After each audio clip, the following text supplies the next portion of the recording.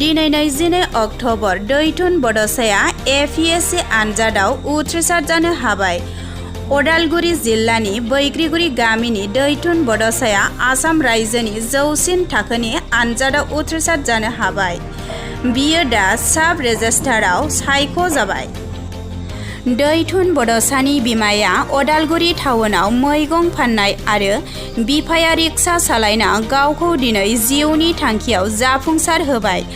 फरायफुबाय थानाय समावनो दैथुन बड'सानि बिफाया जिउ गोमायो।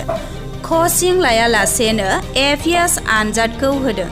गिबि खेब आनजाद होनायावनो दैथुन बड'साया मोजां फिथाइ मोननो हायो। जिउआव जाफुंसार जानोब्ला नाजानाय होनाय आरो गेदेर थांखि थानांगौ होनना दैथुन बड'साया बुंथिदों। आङो गामि बैग्रिगुरि उदालगुरि जिल्लानि। नोंथाङा एपिएससि आनजादाव उथ्रिसार जानो हानानै गोसोखौ माबायदि मोनदों आरो सोरनो माबायदि आसिरबाद माने साबायखर बावनो सानो?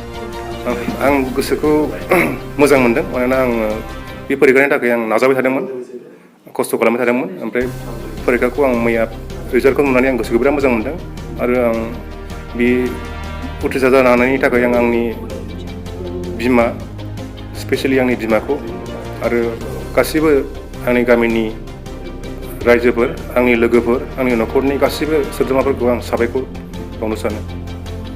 नोंथाङा एपिएससि आनजादाव होनायाव माबायदि हार्ड वार्क खालामना माबायदि स्टाडि खालामनानै उथ्रिसार जानो हादों?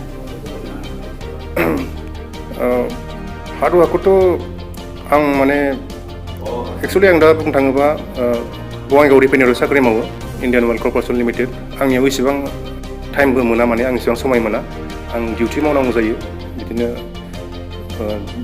सानाव डिउटि मावनांगौ, मोनायाव डिउटि मावनांगौ। थेवब्लाबो माने आं जेसेबां टाइम मोनोमोन, एफा एनै टाइम मोनो, आं बेखौनो माने आं ओरैनो आगारहराखै टाइमखौ। आं बे जिखिनि टाइम मोनदों बेयावनो आङो गोसो होनानै फरायदोंमोन, नाजादोंमोन। आरो आं दिनै नाजानानै पास जानो हादों। नोंथाङा एपिएससि आनजादखौ होनो थाखाय कचिंफोर लादों नामा? आं एक्सुवेलि जेबो कचिं लायाखै। आं हारसिंनो नाजादों। हारसिंनो नाजानानै आं बिदिनो ओमफ्राय इउटुबफ्राव बिदिनो इउपिएससि टपार्सफोरनि भिडिअ नायो। किसुमान इउटुबाव चेनेल दं, चेनेलफोराव फल' खालामो, नायो। नायनानै ओमफ्राय बिदिनो हारसिं नट्स बानायो, हारसिंनो फरायनानै माने आं हारसिं नाजादों। कचिं लायाखै आं। नोंथाङा नोंथांनि फरायनाय, नोंथांनि जाफुंसारनायाव न'खरनि माबायदि हेफाजाब मोनो? न'खरनिथ' बुंनो थाङोबा आं माने बिराद गोरिब बेकग्राउन्डनिफ्राय फैनाय, जिर' बेकग्राउन्डनिफ्राय फैनाय आं।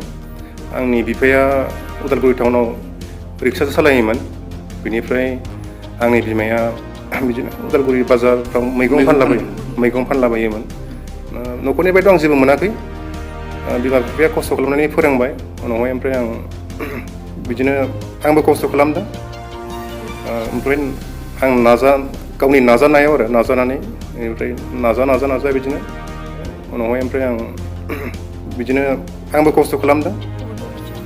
ओमफ्राय आं गावनि नाजानायाव आरो नाजानानै ओमफ्राय नाजा बिदिनो दिनै आं बिसिम सफैनो हादों, जाफुंसार जानो हादों। गुदि फरायसालिखौ बबेनिफ्राय जागायजेनदों? आं Udalguri Ramswarup Agarwala memorial English school, बे स्कुलाव फरायदोंमोन क्लास मेट्रिकखौ। बेनिफ्राय क्लास 11-12खौ उदालगुरि कलेजाव फरायदोंमोन। बेनिफ्राय ग्रेजुवेसनखौ आं केमेस्ट्रियाव बिएससि क'क्राझार गभर्नमेन्ट कलेजनिफ्राय पास खालामदोंमोन। बर' मिडियाम? English medium. नोंथाङाथ' दा बङाइगाव रिफाइनारियाव जब मावनानै दं। लोगोसे नोंथाङा मैयानि जिखिनि आसाम रायजोनि गोजौसिन थाखोनि जे एपिएससि आनजादाव उथ्रिसार जानो हाबाय। दा नोंथाङा बबे मोनसेखौ मावनायनि थांखि लादों दा? आं माने पाब्लिकजों सोमोन्दो थानाय खामानिखौ मावनो माने आंनि गोसोआव जेब्लायबो माने फैबाय थायो आरो माने पाब्लिकजों रिलेसन थानाय साकरि। बेनिफ्राय आं जेराव साख्रि मावनानै दं दायो, इन्डियान अइल कर्परेसन लिमिटेड बङाइगाव रिफाइनारि, बेवहाय माने इसिबां पाब्लिक रिलेसन आं मोना। बेनिखायनो आं सानो माने बे साब रेजिस्ट्रारखौ आं लागोन।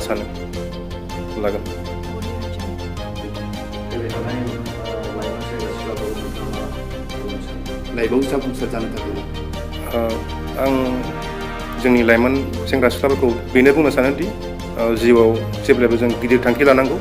गिदिर थांखि लानानै जों बेखौ नाजाबाय थानांगौ आरो जेब्लायबो जोंनि उइल पावार गोसोनि बोलोआ स्ट्रं जानांगौ, गोरा जानांगौ आरो जों बै थांखिसिम सौहैयागौमानि जों बेखौ नागारनाङा, सिमांखौ जों जाफुंसार होथारनांगौ।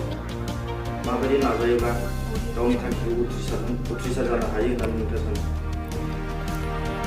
आं सानो खस्थ' खालामनांगोन, खस्थ' खालामनानैहाय टाइमखौहाय समखौहाय मोजाङै बाहायनो रोंनांगोन। आरो आं स्पेसियेलि बुंनो सानो ससियेल मिडिया नायनायफोरखौ एसे खमायनांगोन। सिभिल सार्भिसनि थाखाय फरायबाथ' ससियेल मिडियाखौ एकदम बाद दोनथारनांगोन। ओमफ्राय नाजालांबाय थानांगोन, होमबानो आं साक्सेस जानो हागोन होननानै आं सानो।